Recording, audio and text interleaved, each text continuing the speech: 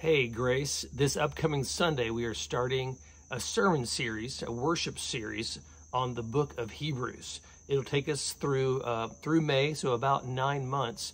And the book of Hebrews essentially summarizes all of history and addresses the current and points us to the eternal future.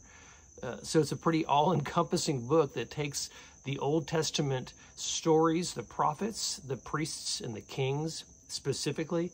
It'll take Abraham and Moses and Solomon and David.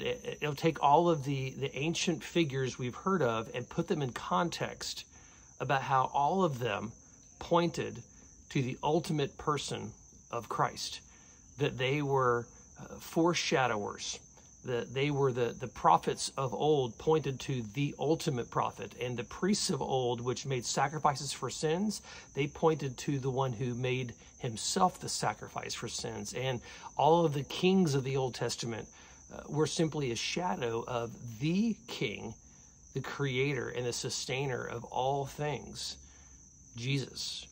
And so it's an all-encompassing, incredible, majestic book. It's also really deep.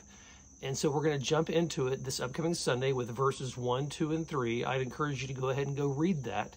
That verses 1 through 3 will explain how Jesus himself, it gives 7 different descriptions of how unbelievably amazing and majestic and powerful he is.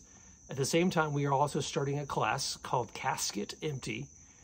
And that class will go hand in hand with this worship series, because Casket Empty will go through the history of Scripture and show how all of Scripture points to Jesus. So just as the people in ancient days looked forward to the person of the Messiah of Jesus, we look backwards. It's the same Jesus that we're both looking.